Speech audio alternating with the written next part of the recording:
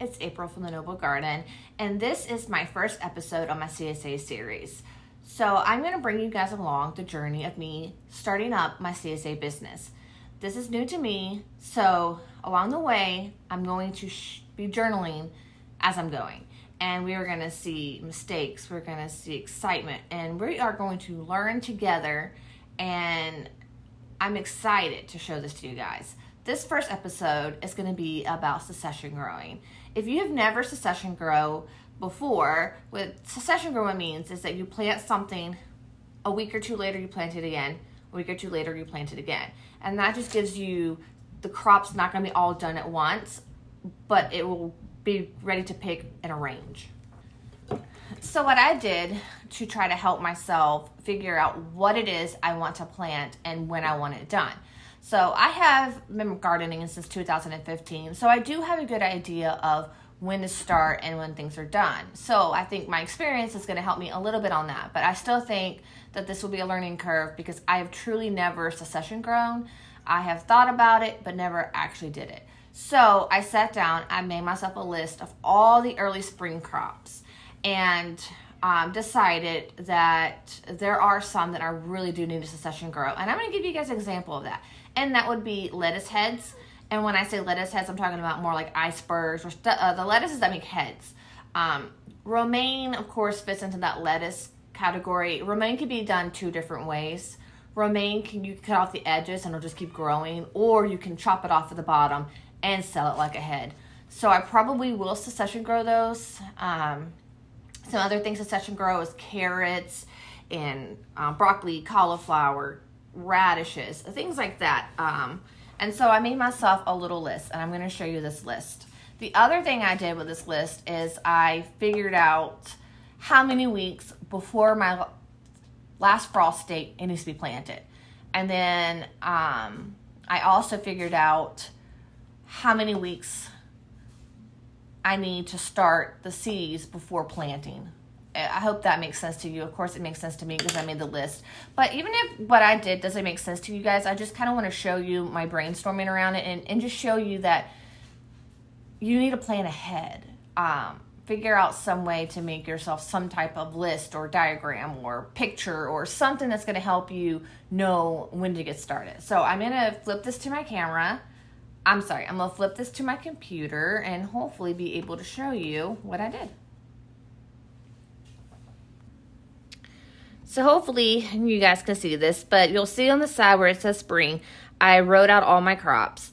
And then I want to start planting those, and the before means before the frost, and after means after the frost. And then I start the seeds. When it says like before, it means before I want them planted. So this is the list I've made. I've made this list for several different things, but right now, since we're just talking about succession growing, I'm just talking to you guys about these crops. I know this is not easy to see, but the next thing I did was I'm talking about spring crops, and I decided the 3 different succession dates I want to sow. For example, I want to sow the plants on February 27th, March 13th, and March 27th to get 3 rounds of these crops. The next thing I had to do was find out my last frost date and count 10, 8, 6, and 4 weeks from that so that I know the dates.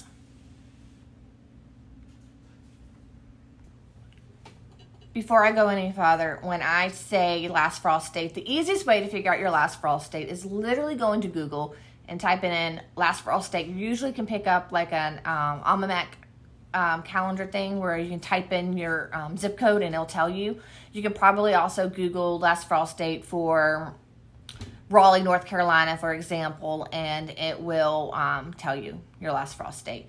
Around here, it's mostly like the 3rd week of April. I have noticed last year that the Mother Nature gives us surprises. So along with this, since I'm wanting to try a little early, I am also having to think about ways to protect my crops from frost. And so I have frost fabric that we will be using, and I will show you that as we use it. So the next thing I want to show you is the actual graph that I came up with that I find is going to be very, very helpful for me.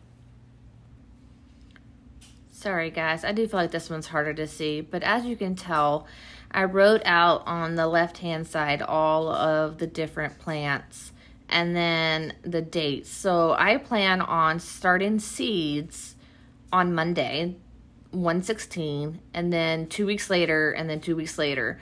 And then where it says March 27th, you'll see transplant on top. So the Y means that's when I plan on transplanting it.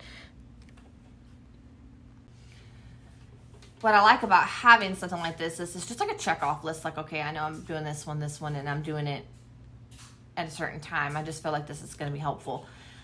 These documents I did use off of Google, so I do not have like Microsoft. So I want you to know there's options out there, so you don't have to like buy a program. This is all free forms from Google.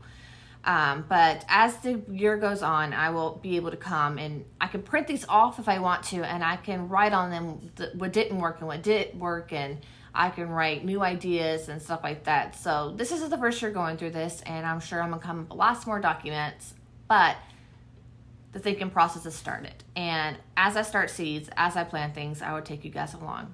I thank you guys for following, and I hope you enjoy this experience with me.